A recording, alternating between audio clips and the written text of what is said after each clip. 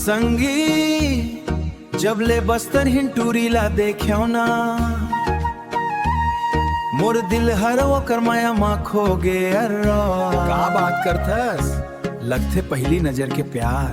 हाउ रे सगी, हाउ रे सगी। ओला देख के मोर दिल दीवाना हो गे जुआ पोटारस। बस्तर हिंटूरी ला देख के मोर दिल दीवाना हो गे। ओकर मिठ मिठ बोली माँ ये मन परवाना हो गे। झुमका डोले चूड़ी खन के गज मुस्कान सजाए। ओकर नैनाए जादू ले मोर चैन हर उड़ा जाए। मड़ई में जब नाचे संगी, सबके नजर टिक जाते, सबके नजर टिक जाते। गया पायल के छन छन, ओकर पायल के छन छन, मोर दिल हर धड़कन जाते।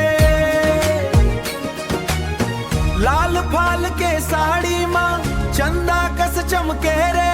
ओकर एक झलक देख के मोर जिंदगी महके जाते। लाल फाल के साड़ी माँ, लाल फाल के साड़ी माँ चंदा कस चमके रे। Vocalizing with the forest breeze.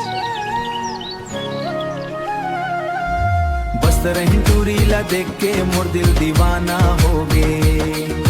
तोर माया के रंग मरंग के सपना सुहाना हो गे होंगे। इंद्रावती किनारे संगी धीरे धीरे गुनगुनाबो। तोर हंसी के रोशनी ले अंधियारी घलो भागे।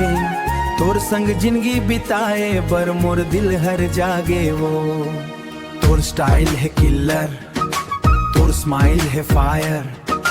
बस्तर वाली टूरी संगी मोर दिल के डिजायर। फैट फ्राइचर तोर दुली छटती भारी। तोर आँखी में जादू भारी, दिल हो गे बेकाबू। तोर माया में डूब गे हाँ, अब नहीं लागे काबू जूरा। ईश्वर ले यही दुआ है तोर संग रहो जिंदगी भर। बस्तर हिंटूरी के माया नहीं टूटे जन्म जन्म भर। बस्तर हिंटूरी ला देख के मोर दिल दीवाना हो गे। ओकर माया में संगी ये दिल परवाना होंगे।